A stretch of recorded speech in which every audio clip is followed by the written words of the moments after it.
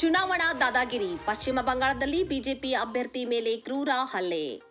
ಪಶ್ಚಿಮ ಬಂಗಾಳ ವಿಧಾನಸಭಾ ಚುನಾವಣೆಯ ಮೊದಲ ಹಂತದ ಮತದಾನ ಹಿಂಸಾಚಾರಕ್ಕೆ ಸಾಕ್ಷಿಯಾಗಿದ್ದು, ದಕ್ಷಿಣ ದಿನಾಜ್ಪುರ ಜಿಲ್ಲೆಯಲ್ಲಿ ಬಿಜೆಪಿ ಅಭ್ಯರ್ಥಿ ಸುಬೇಂದು ಸರ್ಕಾರ್ ಅವರ ಮೇಲೆ ತೃಣಮೂಲ ಕಾಂಗ್ರೆಸ್ ಕಾರ್ಯಕರ್ತರು ಹಲ್ಲೆ ನಡೆಸಿದ್ದಾರೆ ಎಂದು ಆರೋಪಿಸಲಾಗಿದೆ. ದಕ್ಷಿಣ ದಿನಾಜ್ಪುರದ ಕುಮಾರ್ಗಂಜ್ ಕ್ಷೇತ್ರದಲ್ಲಿ ಈ ಘಟನೆ ನಡೆದಿದ್ದು, ಬಂಗಾಳದಲ್ಲಿ ಚುನಾವಣಾ ಹಿಂಸಾಚಾರದ ದಾದಾಗಿರಿ ಮುಂದುವರೆದಿರುವುದನ್ನು ಇದು ಮತ್ತೊಮ್ಮೆ ತೋರಿಸಿದೆ.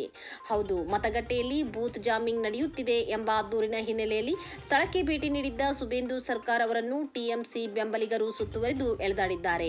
ಅವರ ಅಂಗಿಯನ್ನು ಹರಿದು ದೈಹಿಕವಾಗಿ ಹಲ್ಲೆ ನಡೆಸಲು ಯತ್ನಿಸಲಾಗಿದೆ. ಈ ಘಟನೆಯಿಂದಾಗಿ ಸ್ಥಳದಲ್ಲಿ ಕೆಲಕಾಲ ಉದ್ವಿಗ್ನ ಪರಿಸ್ಥಿತಿ ನಿರ್ಮಾಣವಾಗಿತ್ತು.